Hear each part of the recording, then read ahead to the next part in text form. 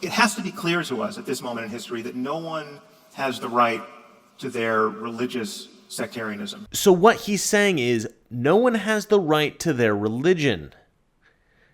Jordan Peterson versus Sam Harris, the Vancouver debate, Night 2. Mr. Reagan. The Night 2 debate was definitely better than the Night 1 debate. In the first night, Peterson and Harris were able to pretty precisely detail each of their positions. So now, they're ready for battle. But again, Peterson isn't trying to win, he's trying to seek truth. Harris, on the other hand, doesn't really cooperate. There are two ways that I tend to see debates won. In the first case, the side with the best argument wins. That's how a debate really should go. Another way to win is to appear to be the more intelligent debater. The audience will say, well, the one guy had a good argument, but the other guy is clearly more intelligent, so, he's probably right. People walk away with an idea of one side being victorious and the other one vanquished, but they do not walk away better informed. I had great hopes that Sam Harris might propose brilliant, interesting, valuable ideas, that he might listen to brilliant, interesting, valuable ideas, that he might, with Jordan Peterson, dissect each idea and discover the truths within them. But sadly, he's still trying to chalk up points on a scoreboard. Even so, this was a debate worth watching. So many interesting avenues were explored that it inspired a vast array of new thoughts in my own mind. It clarified a lot of my own thoughts and inspired me to question some others. In the end, it probably made me a stronger Christian. What we're going to do is we're going to have Sam and Jordan steelman each other's points from last night so that you can hear what that sounds like. Now,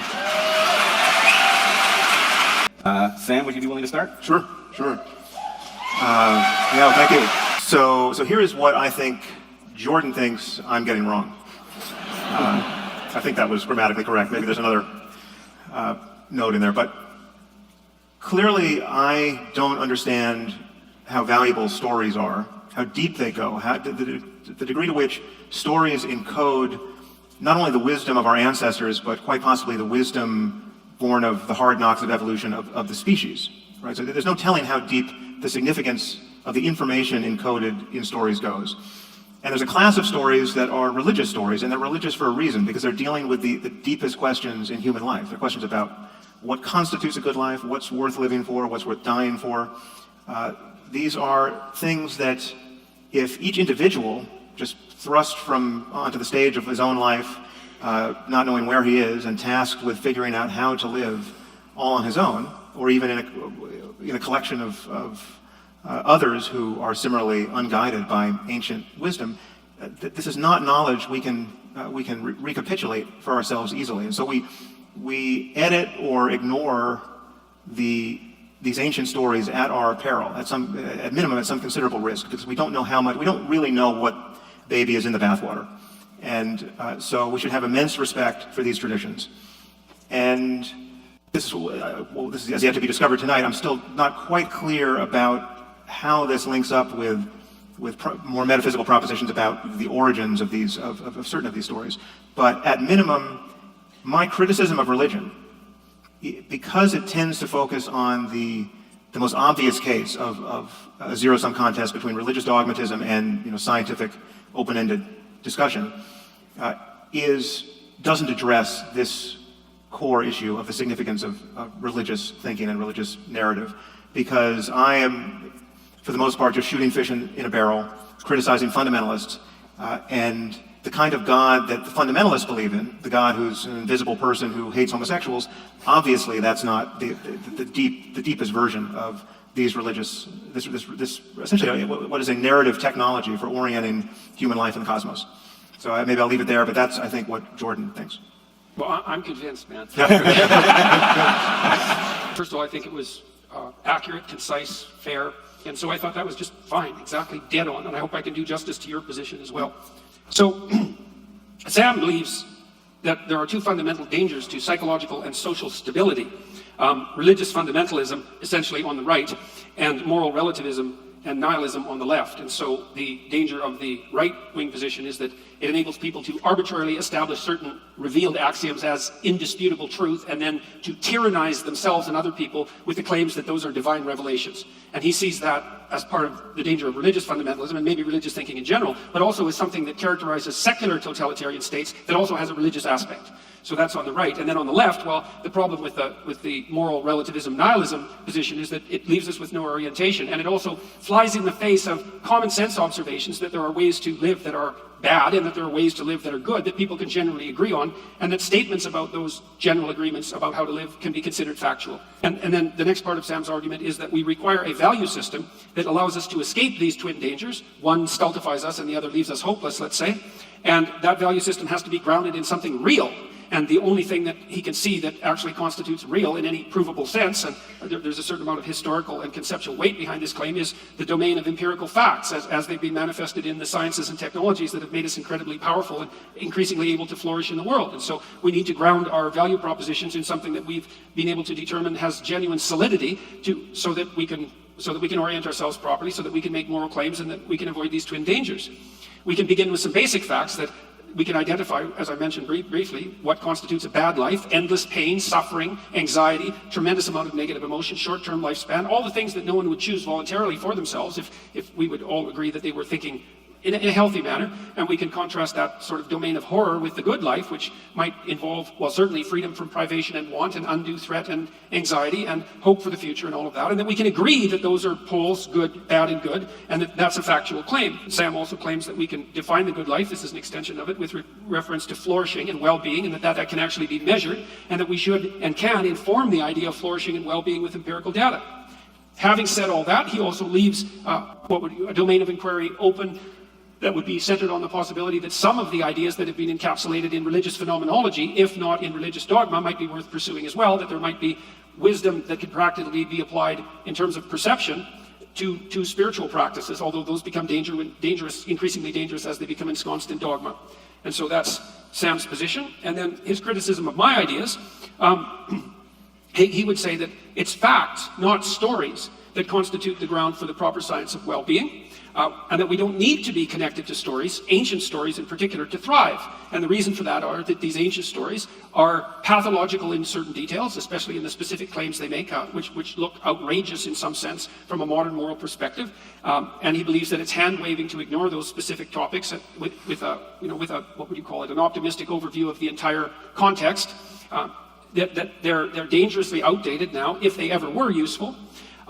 That they're subject to too many potential interpretations for any modern usage to be reliably derived. And so he believes that attempts to interpret these stories, let's say, are rife with so many potential errors of bias and interpretation and subjectivity that all the interpretations in some sense are unreliable, and perhaps equally unreliable.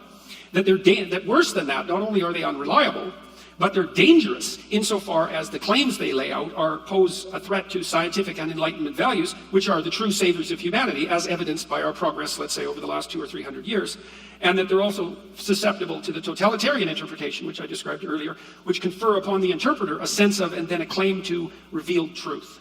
And so I would say that's Sam's argument and his criticisms of my position. So okay, so you write my next book, I'll write yours. These are both great. I loved hearing both of these Steelman summaries.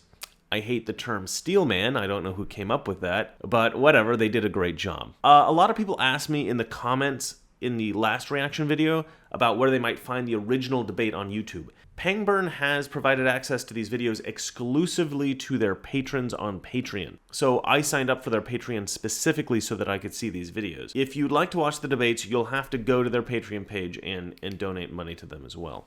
So the idea of metaphorical truth is the idea that there are concepts which are literally false, but that if you behave as if they were true, you come out ahead of where you were if you behave according to the fact that they are false. And so to call these things simply false is an error. And so religions would then fall into this class of things. If you follow them, irrespective of whether they literally describe the universe, you end up with certain advantages that you may not know why they are there, but nonetheless you are ahead of your position if you were to navigate just simply on your perceptions. So that's the concept. I actually think metaphorical truth is a terrible name for this. There's truth, and there are appropriate ways to act. Saying that certain fictions encourage us to act appropriately doesn't mean that these fictions are true, metaphorically or actually. Using the word truth is misleading. But whatever, they're calling it metaphorical truth, so I'll play along. But I don't like it. If I had a gun here that I wanted to show Brett, if I know anything about guns, I'm going to make damn sure that it's unloaded, right? I'm going to pull back the slide, I'm going to drop the magazine, pull back the slide, check the chamber, and do this in a redundant fashion that really looks like I'm suffering from obsessive-compulsive disorder. It is truly redundant. And when people fail to live this way around guns, they, with some unnerving frequency, actually shoot themselves or people close to them by accident. So it is really the only proper hedge against the odds of being in proximity to loaded weapons.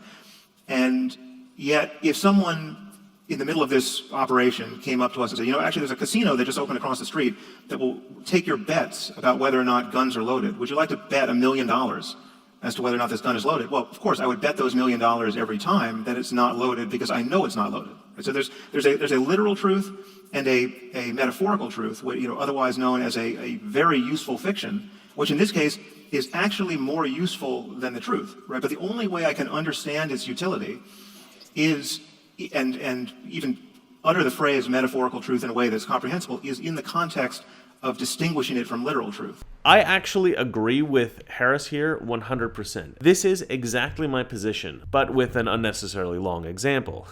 Essentially, metaphorical truth can be beneficial, but only for certain uses. In other uses, the application of a metaphorical truth may be of detriment. In other words, metaphorical truth is most useful when we recognize it as metaphorical and not actual. I happen to believe that Christianity is an actual truth, so it doesn't really apply here.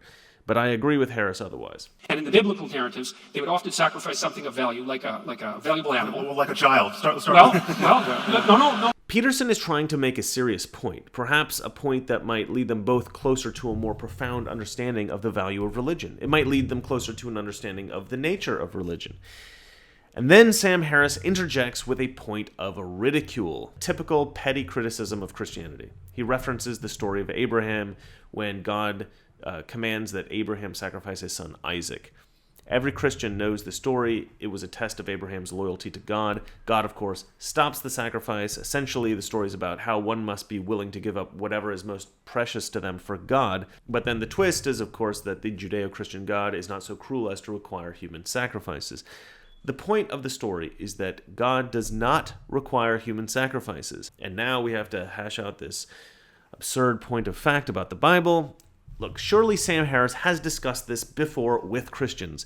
He knows he's being disingenuous here. He knows that he's mischaracterizing this story. He knows that if he gets into a discussion about the specifics, that his point will be proven to be ridiculous.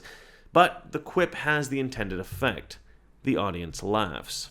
Sam Harris is still treating this debate as a point-scoring contest. He's trying to win a point here, a point there, get a laugh from the crowd here, make Peterson look ridiculous there. He's trying to make himself appear the superior intellect. This is a really cheap shot. Do not steal a powerful moment of profundity from your opponent in order to artificially demean their point.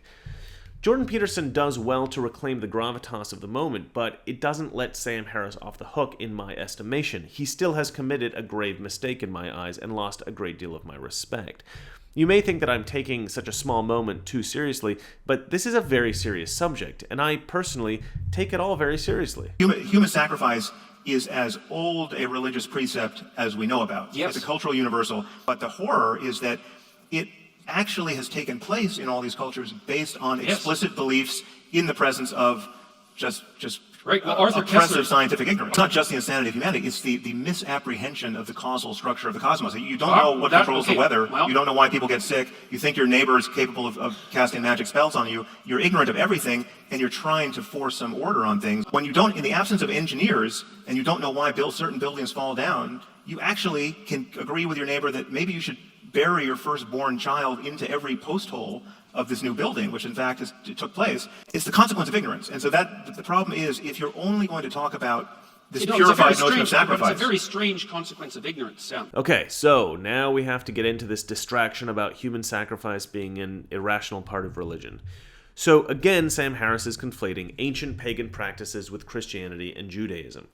Now, I said this in the previous video, but I'm going to say it again. If Sam Harris wants to discredit religion, he should be attacking the best religion, not the easiest to criticize, clearly terrible religions. Sam Harris's position is not that some religions are bad. His position is that religion is bad. So if even one religion is good, then religion can be good. So to consistently attack pieces of religions that almost everybody would consider to be barbaric, primitive superstitions of the type the Bible explicitly condemns, it does nothing to discredit religion generally. It merely discredits those specific primitive superstitions. There was a point in the previous debate in which Jordan Peterson says that it's important to distinguish the different religions from each other, and he gestures towards Sam Harris, and he says, "I think you do that well," or something like this. And perhaps Sam Harris has done that in the past, but he certainly did not do that in the previous debate, and he's again conflating various religions here in this debate. He's not distinguishing religions at all. He seems to be intentionally mixing all religions into one big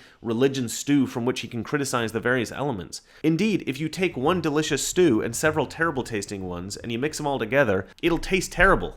It'll be easy to criticize the final product. I mean, I get it. It's much easier for Sam Harris to appear to be right if he employs this strategy of criticizing Christianity by criticizing other religions and just calling it all religion. But it's disingenuous, it's misleading, it's deceitful. If Sam Harris genuinely wants to show the world that religion is bad, focus exclusively on Christianity. It's accepted by more people on earth than any other religion. It's considered by most people in this world to be of benefit to humanity, to be good, to be great. It is the most difficult religion to criticize. It's much more difficult to take cheap shots at Christianity than it is paganism, or the religion of an African tribe, or an ancient extinct cannibalistic culture from South America. Have the courage of your convictions, Sam Harris. I'm not trying to argue against the horror of child sacrifice. No, I would never imagine you would. I know. But I'm also trying to. But my work would be much easier if you did that. Yes, and the work of journalists as well. Although they've tried that pretty much anyways. That's right. So, right, that would even be worse than enforced monogamy, hypothetically. Yes. This is a pretty funny moment. Sam Harris makes a pretty funny joke. Jordan Peterson makes a better one. Jordan Peterson takes some time after this to discuss ideas about why human sacrifice might have taken place. His theory is that the practice of human sacrifice coincided with the conscious recognition in human beings of the concept of delayed gratification. Human sacrifice, he argues, may have been an extreme manifestation of the idea that if you give something precious up right now, it might provide something even better in the future. If you give up something of value now, you can gain something of more value in the future. Not eating the Twinkie now might get you a hot girlfriend in 3 months. You know, this is a fascinating idea. I'm not going to play the whole segment, but if you'd like to listen to Jordan Peterson's take on this, I highly recommend watching the original video. I mean, Christianity is actually a cult of human sacrifice. Christianity is not a religion that repudiates human sacrifice. Christianity is a religion that says, actually, no, human sacrifice is necessary, and there was only one that, in fact, was necessary and effective, and that's the sacrifice of Jesus.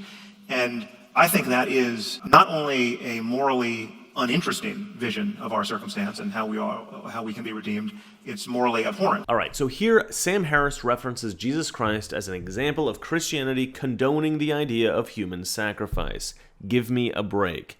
He knows full well that this is a radical mischaracterization of the death and resurrection of Jesus. If Christ were not considered by Christians to be the Son of God, his death would have been classified as martyrdom. Self-sacrifice is different than human sacrifice. The Romans were not killing Christ to appease a god, and the Christians weren't going along with it because they thought it was a good idea. Christ was persecuted and killed because he was accused of a crime, a capital offense. Christ's disciples watched helplessly, anguished by the tragedy.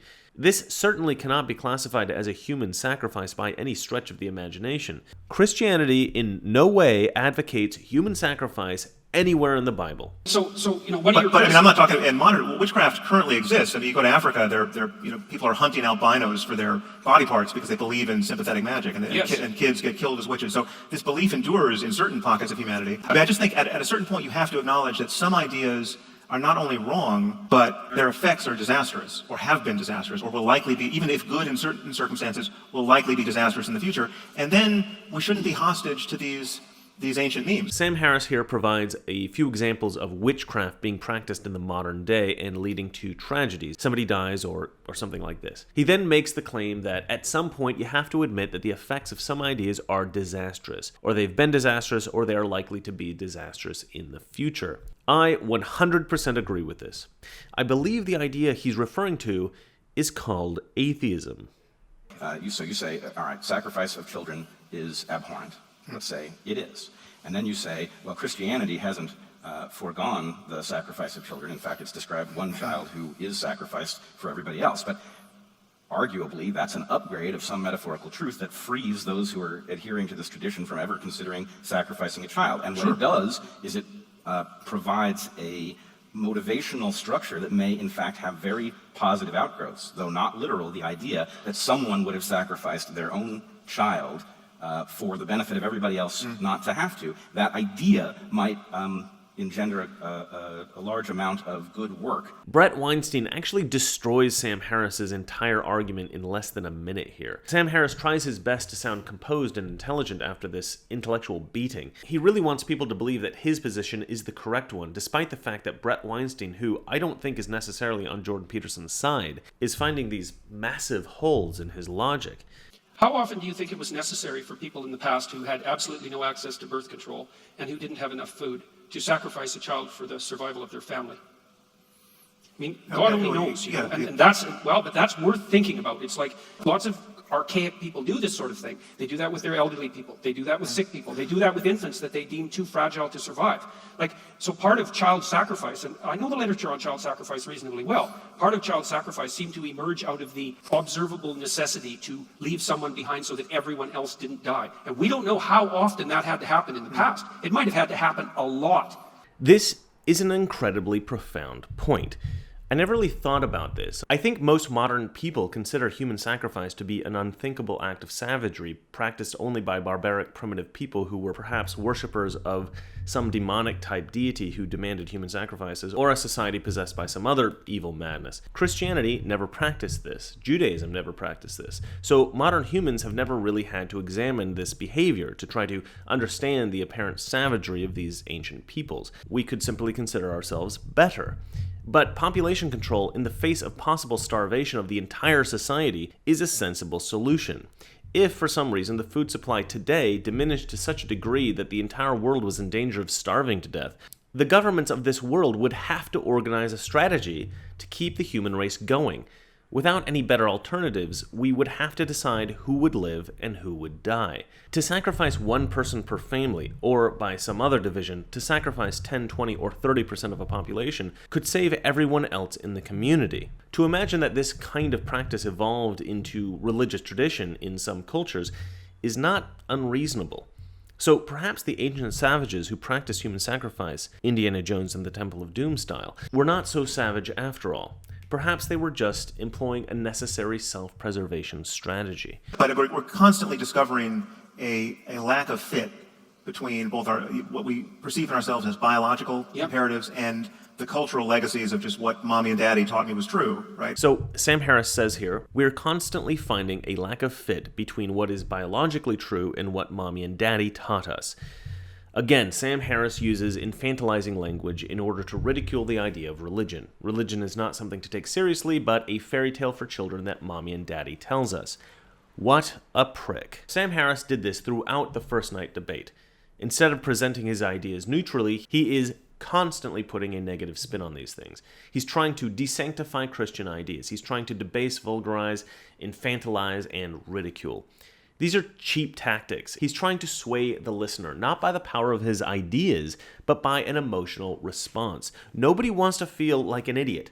Sam Harris knows that if he uses language to make people feel intellectually inferior, to make them feel that they are being ridiculed by somebody who is intellectually superior to themselves, he knows that people will agree with him. Furthermore, the point he's making isn't even accurate.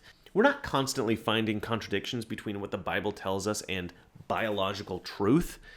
He's just saying that in order to present the illusion of shortcomings in the Christian religion. He's literally inventing problems with religion that don't actually exist. The tactic of ridiculing the believer has a long history in atheist debate. I've seen pretty much every atheist do this in every religion versus atheist debate I've ever seen. It's a tried and true tactic. It seems that all atheists recognize the value of this technique, but the fact that the technique might be effective doesn't mean that it's appropriate. I would think that these empiricists advocating for the stringency and value of scientific thinking would not use such cheap tricks to try to win a debate. And then on top of this, he invents criticisms of Christianity that are completely invalid. So he's using emotional persuasion and he's inventing invalid criticisms. Sam Harris seems desperate. He desperately wants to win. I think Sam Harris realizes that he is fighting in a lower weight class. He's outmatched. He's outgunned. He realizes that he's the underdog, so he's using every weapon at his disposal. He does not expect that the debate viewer will recognize his rhetorical tricks, the cheap tactics, the invented criticisms. But I do recognize them, and I'm going to call you out on it. Right, well, look at it this way. Look at it this way. Most new ideas are stupid and dangerous. But most some of old them are ideas vital. are as well. I mean, But some of them are vital. This is actually the fundamental difference between the left and the right, politically. It's fascinating to me that this fundamental difference between the faithful and the atheist perfectly parallels the difference between the conservative and the leftist. Jordan Peterson says, most new ideas are stupid and dangerous. Sam Harris interrupts and says, but the old ones are as well. Not true. The reason that old ideas persist is that they are good ideas. Those on the political left in America constantly shout for change. Change, change, change. Those on the political right in America say, no, hold on. Let's look into the past. Let's see what's worked, what maybe we should revive. Let's look at what's currently working, what we should conserve. And then after all that, then let's look at those things which maybe we should find new solutions for, that we should change. So while the left is shouting change, change, change, the right is saying revive, conserve, change. The wholesale idea of change everything. If Jordan Peterson is right about most new ideas being stupid and dangerous, it's a recipe for disaster. The more precise analysis of revive, conserve, change is a far better strategy. One might even say it's the right strategy. Get it? Because it's right wing? Stupid joke. I get emails from people who can point to the paragraph where they lost their faith, right? Where in reading Richard Dawkins. I can point to a paragraph that gained people their faith. The idea that human beings influence other human beings is not an appropriate argument for the superiority of atheism or Christianity for that matter. The fact that people think for themselves and change their minds about things, even important things, is merely an observable aspect of humanity. The next point that Sam Harris makes is a meandering one. Basically, he thinks that in 2018, we're so sophisticated with science and philosophy and all this high-level intellectualism, so that now religion has become archaic, useless, replaced by this high-level intellectualism. But I think that throughout most of recorded history, we've had the capacity to debate, and probably even before that. We don't really know what debate was like before Socrates and Plato, but I imagine there was a long, long history of intellectual debate that existed before these intellectual juggernauts. Religious ideas, philosophical ideas, have been written about and debated since the dawn of written history. It's fallacious to assume that 20th century man or 21st century man is the first civilization capable of disposing of religion and merely accepting a combination of empirical facts, philosophical ideas, and secular ethics. If this combination was more right than religion, society would have disregarded religion a long time ago. Now, this combination is powerful enough to have convinced quite a lot of people to replace religion with it. Sam Harris, for instance. The most attractive idea that emanates from this combination, science, philosophy, and secular ethics, is the inevitable acceptance of relativistic ethics. I mean, that's why the moral landscape for me is a landscape of peaks and valleys. And so it's a kind of moral relativism. The inevitable acceptance of relativistic ethics. If there's no Christianity, if there's no God, then nothing you do really matters. You can essentially do anything you like. So how does this play out? There are several recorded instances of human beings disregarding religion, embracing the idea that there is no God, and engaging in truly horrific acts. Many serial killers have acknowledged an acceptance of atheist relativistic ethics. After that, there are no constraints upon the horrors they might inflict upon others. Jeffrey Dahmer stated, "If a person doesn't think that there's a God to be accountable to, then what's the point of trying to modify your behavior to keep within acceptable ranges?" Jeffrey Dahmer killed, dismembered, and had weird necrophiliac sex stuff with 17 boys. Yay, atheism. Jim Jones, an atheist cult leader, convinced 909 people to commit suicide in 1978. And here's a short list of other atheist serial killers. David Berkowitz, the son of Sam. Stephen Paddock, the Vegas shooter. Ted Bundy. Ted Kaczynski, the Unabomber. Honestly, I could go on forever, seriously.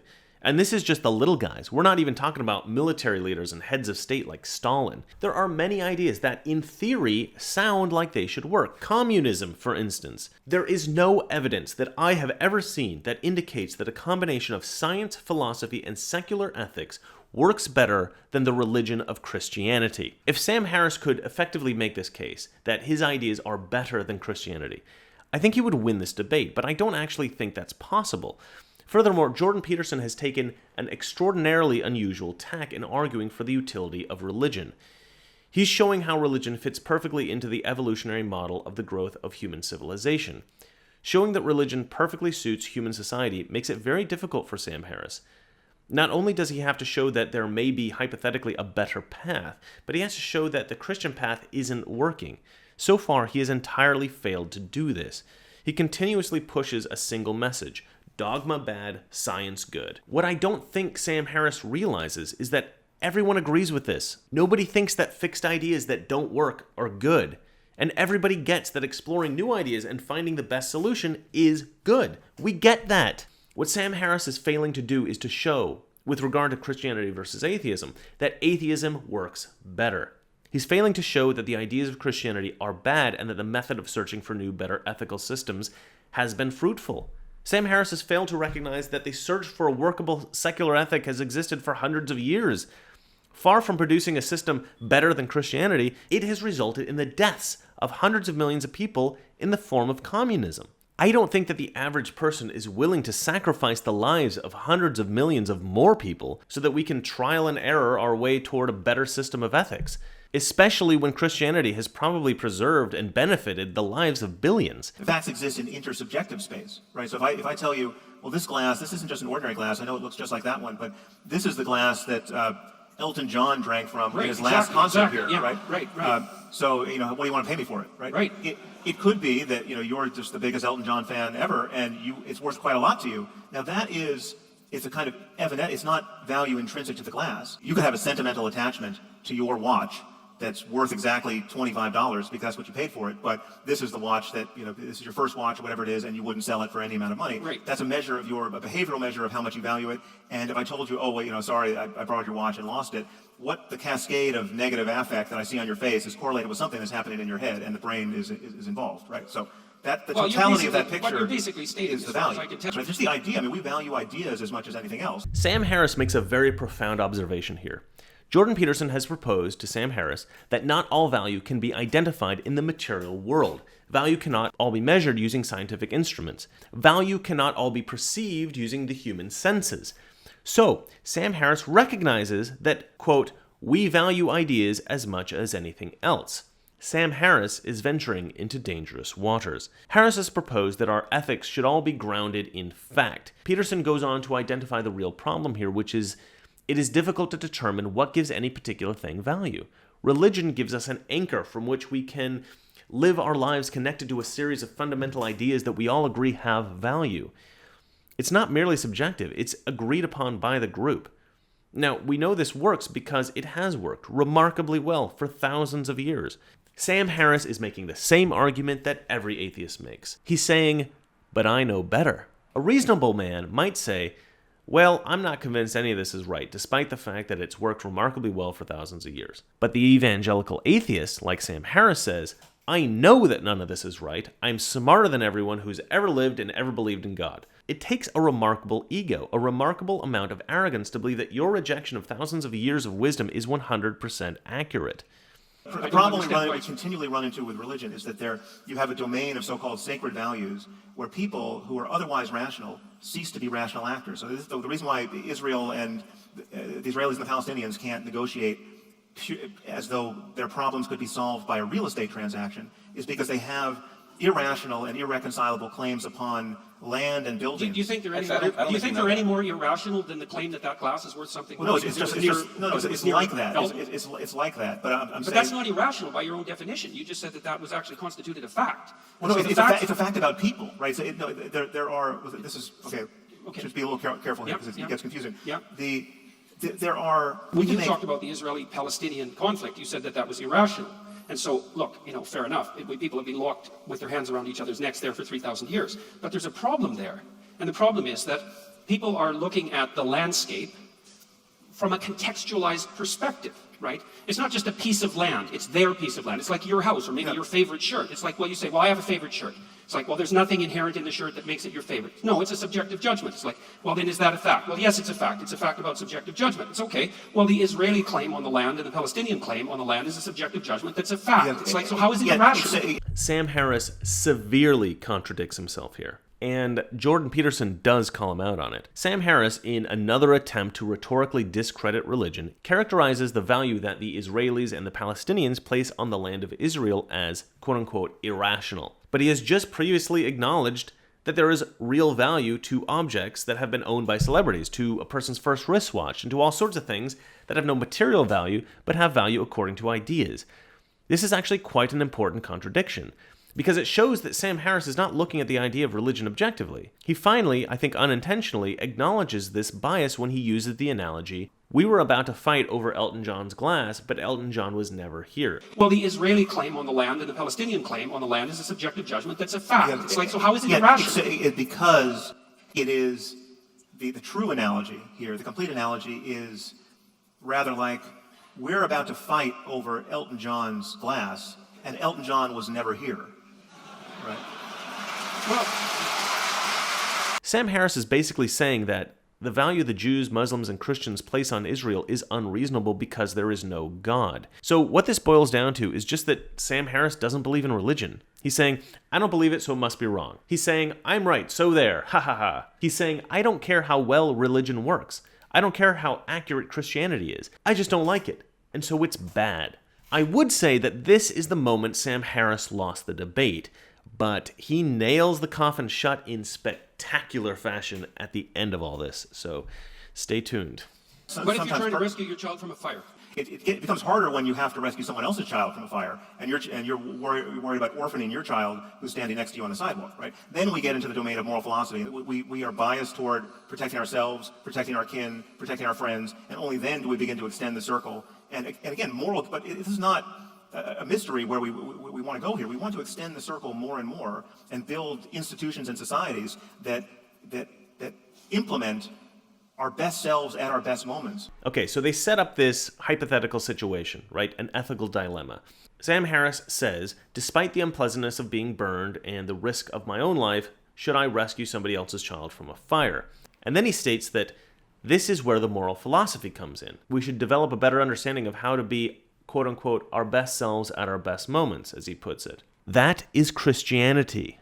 Brett Weinstein essentially makes the same observation as I just did in his response to Sam Harris. Religions do exactly this restructuring of values because they say something like, actually, your goodness in risking your own life to save that other child from a fire is observed and it is calculated and you will be rewarded for it in some way. That's one possible benefit of some religions, right? Good. Sam Harris then reluctantly concedes. He says, well, that's one possible benefit of religions. Finally, even with this concession, the tone in Sam Harris's voice suggests that he still believes his argument is fully valid.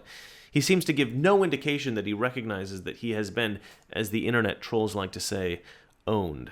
How do you distinguish a religious system from an a priori perceptual structure? This is a key question. How does Sam Harris distinguish between his proposed secular ethical system and religion? Jordan Peterson suggests that what Sam Harris is promoting is indistinguishable from religion. This is absolutely right. Harris is simply taking the concept of religion and using science words to talk about it as opposed to the traditional religious vernacular. He's basically saying that he can devise a religion better than any other religion, but he won't call it religion and he'll use science words. Sam Harris recognizes the value of religion. He just doesn't like the branding. He wants to keep religion but rebrand it as science. Maybe he should call it Scientology. So it's superficial. It's just a fact about us that most of people's religious attachment is born of having it drummed into them by their parents. If we did the same thing with Batman and Spider-Man, it would have the same effect, right? Like if you relentlessly told children, you're going to burn in hell for eternity if you lose your emotional attachment to Batgirl, even for a minute, right? Well, then it's going to be Batgirl for the rest of their lives. I hate this argument from atheists. It is so disingenuous. In order to believe the assertion Sam Harris is making that comic book fictions could possibly be accepted as a religion, one must first accept that religion is fiction. His argument completely fails if religion isn't as fictitious as comic books. And, even more egregiously false, people don't just believe religion because their parents tell them it's true, as Harris insists. People believe religion because religion makes sense to them.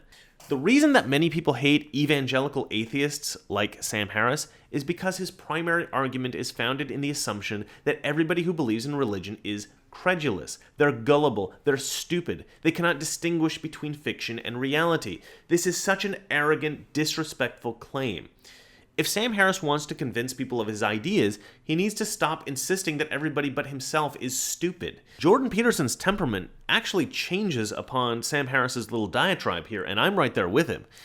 Sam Harris is so irrational, hateful, spiteful, vicious, disrespectful of religious thinking and humanity in general that it demands an emotional response. Anyone with any respect for humanity should be disgusted by what Sam Harris was saying. I think we often live in the space where we know there's a right answer that we are too selfish to fulfill or too short-sighted to fulfill. Like, so I know there are things I do every day that not only will other people as yet unborn wish I hadn't done, I might wake up tomorrow wishing I hadn't done those things, right? So like I'm a bad friend to my future self in some respect, to say nothing of the rest of humanity. So we can have failures of, we can have weakness of will, we can have failures that we can just be wrong about certain things, but it's nowhere written that it's easy to be a good person. Right? In that case, it's not even clear what good means. Well, no, it is clear. I'm saying Brad, even in those cases where we know So- the answer, it might be hard to be motivated by that knowledge, and that because we're not a unity, right? I mean, part of what wisdom is morally is an ability to live integrated enough with your own better self. The advice you would give to a friend, and this just falls right out of your work as well. It's like live as but basically treat yourself the way you would treat. I think this is your line. So someone you're responsible for, or there's a friend of yours, right? If you can do that, you're already ahead of who most people are most of the time. But there's no reason to say that because it's difficult, or because sometimes we're looking through a glass darkly and can't figure out what the answer doesn't exist, or there is no right one. Sam Harris is doing a lot of exploration here. It's the first time in the debate, either day one or day two, that I have seen Sam Harris actually searching for truth. The fascinating thing is how he seems to be inching toward a recognition of the value of religion.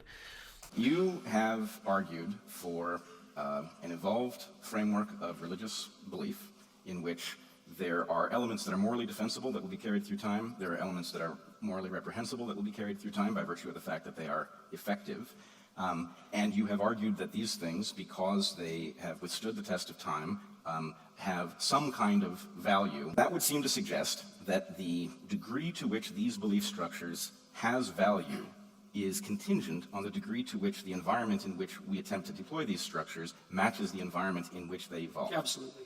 Now, I would argue that no population of humans has lived farther from its ancestral environment than we do. Yeah, I think that's a fallacy. You think so? Yeah. Because Well, it is and it isn't. And look, I think that's an absolutely valid point. I think the religious landscape is good versus evil, to Sam's point, that we should strive for a good life, on a landscape of chaos versus order. And I think that landscape is permanent. Now, I know we've moved from our African ancestral homeland, but this underlying abstraction, this underlying reality is so profound that it maintains its validity across all sets of potential environmental transformations. well, okay. Okay, can I just jump in here? Because here's why. So, this is going to be a fun one to decode. Brett Weinstein proposes the following dilemma. Religious ideas only work in environments for which they were created. But contemporary civilization is so different than the environment of our ancestors that religious ideas shouldn't work. Jordan Peterson responds, no.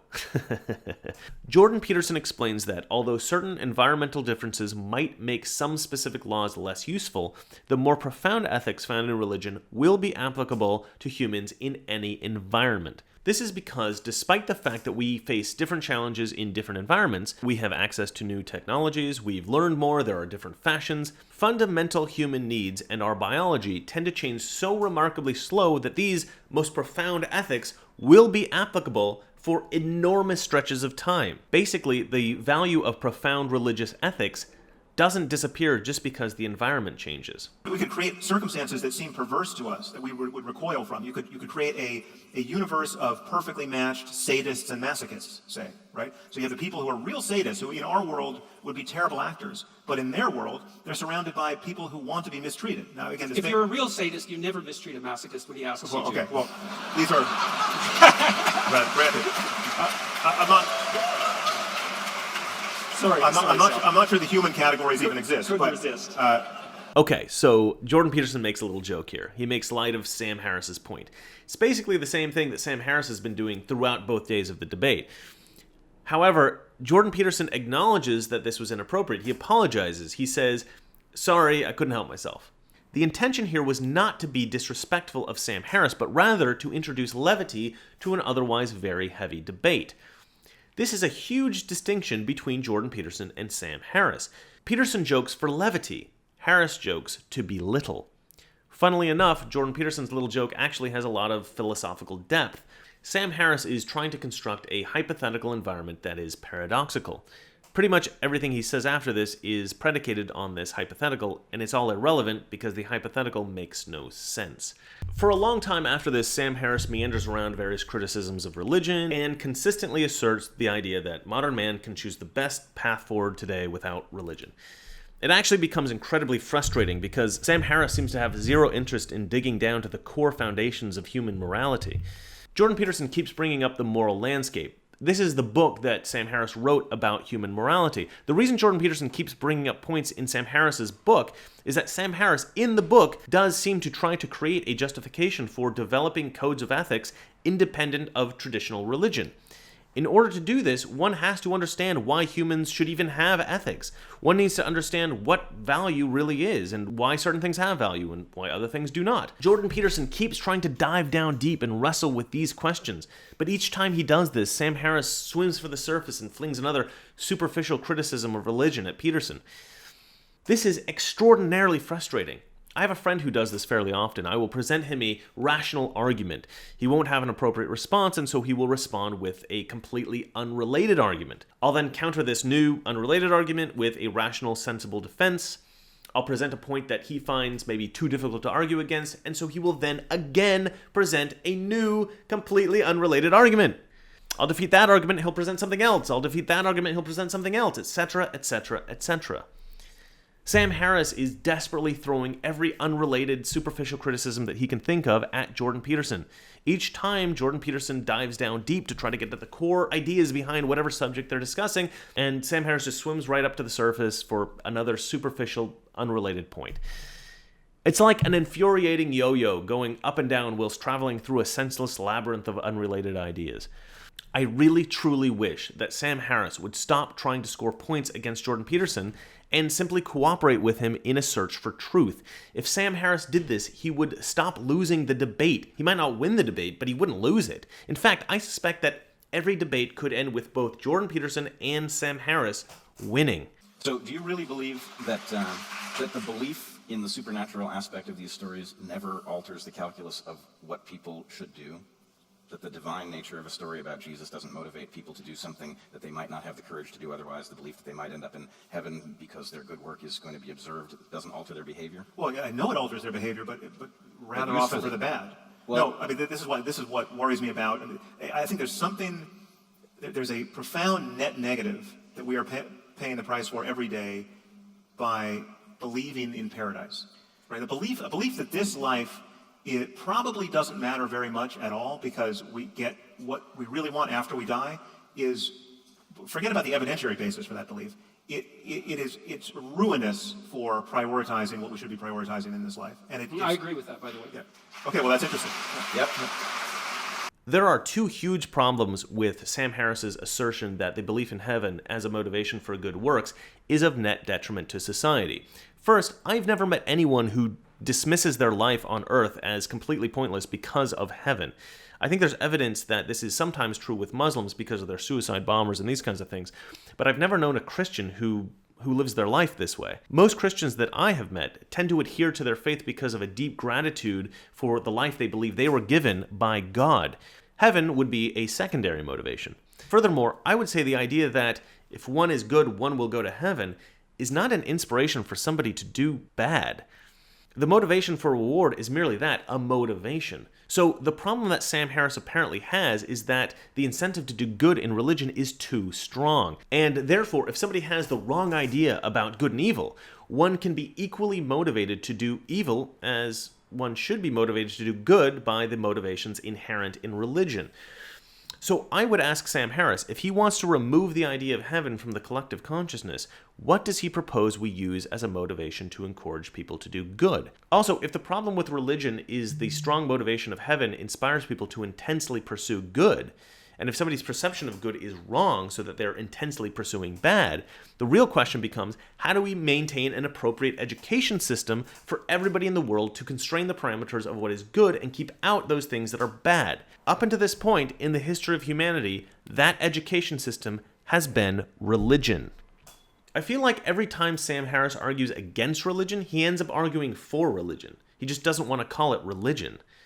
So if you're talking about the contemplative experience, like, is it possible to wake up tomorrow morning feeling like Meister Eckhart, right? Feeling like you're just inseparable from the pure capital B being that is consciousness, right? And there's no separate self there, right? Like a self-transcending union with everything you can perceive, right? I think that can be had without any kind of religious dogmatism. That's just a matter of paying close enough attention to the nature of consciousness. So the contemplative life is one baby in the bathwater we can save. The ethical life is another baby we can save. You don't have to presuppose anything on insufficient evidence to argue about what is right and wrong and good and evil in the 21st century. Okay. Sam Harris is finally targeting some crucial points that really undergird his position in opposition to the utility of religion.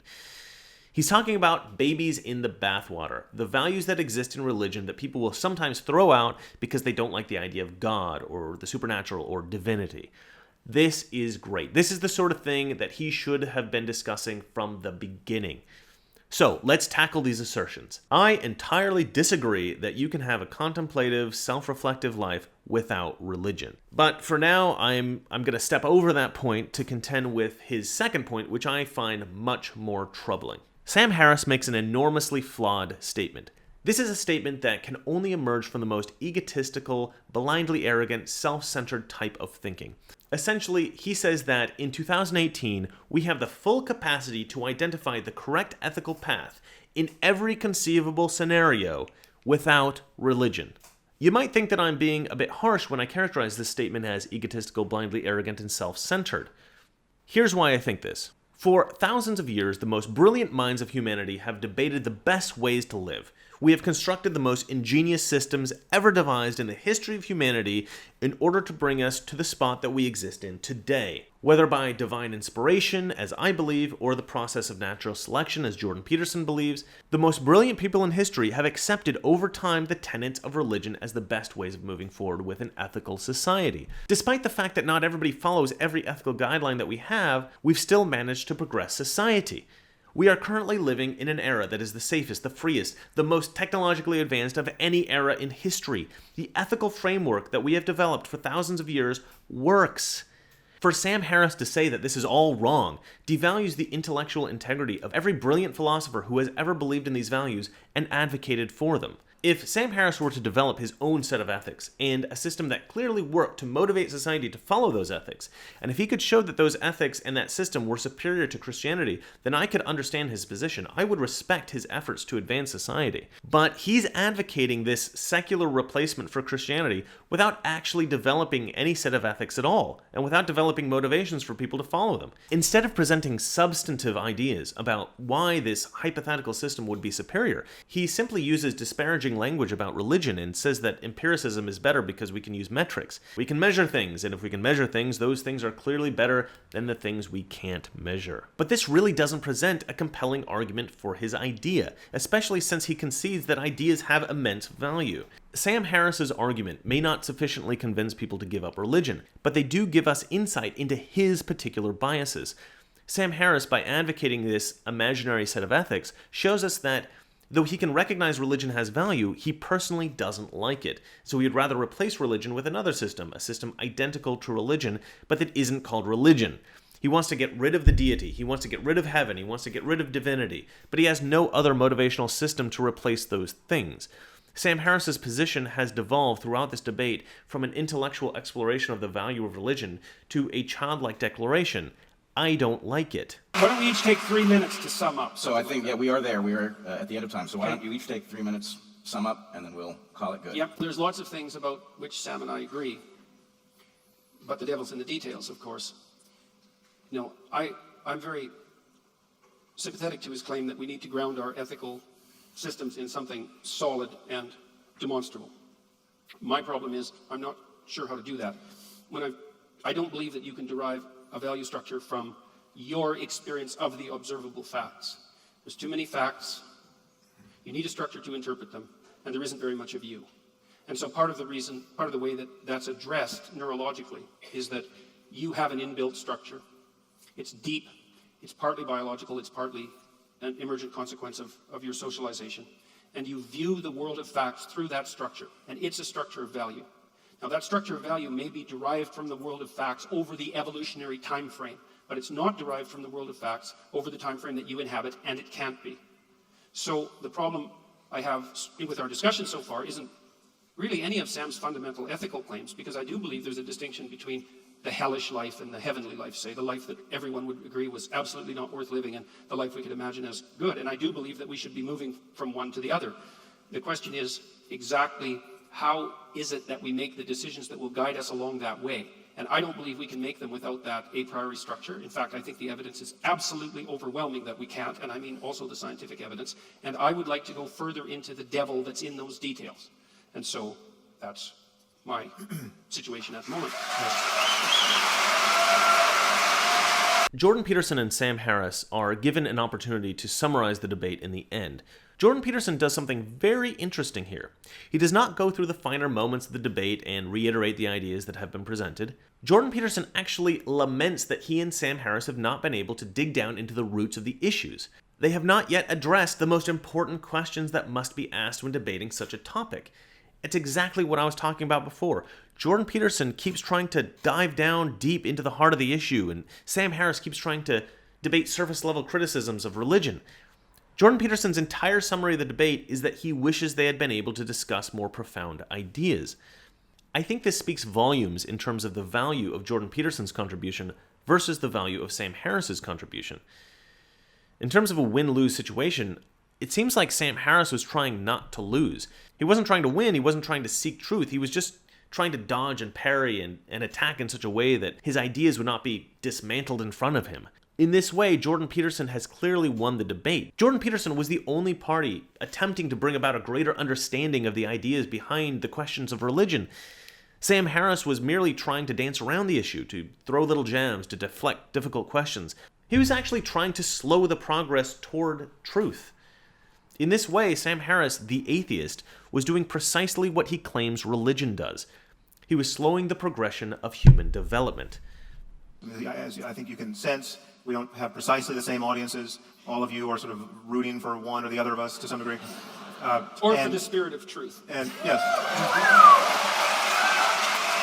This is a perfect illustration of what I'm talking about here. Sam Harris divides the audience into two camps. He perceives that there are some of his fans in the audience and some of Jordan Peterson's fans in the audience. He verbalizes this by stating, all of you were rooting for one or the other of us to some degree. Jordan Peterson has to interject with, some were rooting for the spirit of truth. Jordan Peterson has to interject here because this section of the audience is inconceivable to Sam Harris. He has not conceptualized the debate as a search for truth. He has only conceptualized the debate as a point-scoring contest. He literally goes on to say that neither he nor Jordan Peterson view this as a trivial debate, a point-scoring contest. But clearly he did. Sam Harris was attempting to score points at every turn. At no point did he treat the debate with the dignity that Jordan Peterson was trying to. It sounds great to say this at the end. It creates an air of integrity. But the actual debate does not reflect what Sam Harris is saying here. The rest of Sam Harris's closing monologue is merely a vitriolic diatribe against religion. It has to be clear to us at this moment in history that no one has the right to their religious sectarianism, really. Did he just say what I think he said? No one has the right to their religious sectarianism. No one has the right to their religious sectarianism? So what he's saying is, no one has the right to their religion. Sam Harris is advocating enforced atheism. Has he lost his godless mind? If Sam Harris hadn't lost the debate up until this point, he absolutely lost the debate just now. The only reason Sam Harris is permitted to practice his godless, heathenistic atheism is because Christians decided that it was important to permit people the freedom of religion. He wants to create an authoritarian state that removes that freedom, and he thinks that somehow atheism is going to bring us better values than Christianity? Okay. You have literally just demonstrated that your entire position is wrong. I think Sam Harris lost this debate before it even started. He was not prepared for Jordan Peterson's position on the topic. He wasn't searching for the truth. He was just trying to score points on a scoreboard. When it became clear that he could not win on the ideas, or maybe even before the debate started, Sam Harris took on a strategy of, I'm intellectually superior, and so my ideas are better. I mean, it's such a shame. Together, Sam Harris and Jordan Peterson could have spent this time presenting their ideas clearly to each other and to the public, dissecting them and encouraging examination and analysis. Only when we find debaters who are willing to engage in this kind of battle are we going to be able to discover new profound truths. I think Jordan Peterson is one of the few people who are willing to do this. Sam Harris, sadly, is not. Well, that's it for me. I've got this Patreon page thing, so if you like this kind of video and you'd like to help me dedicate more time to making this stuff, spreading the gospel of reason and rationality, consider giving me $1 or $2. The link for that is in the description. If you like this video, please hit the like button. If you want to see more like this, please subscribe. And if you hate me, you are undoubtedly a godless heathen. Have a good night. If nothing in life is worth dying for, when did this begin? Should Christ have refused the cross? The destiny of man is not measured by material computations. When great forces are on the move in the world, we learn we're spirits, not animals. There's something going on in time and space and beyond time and space, which, whether we like it or not, spells duty.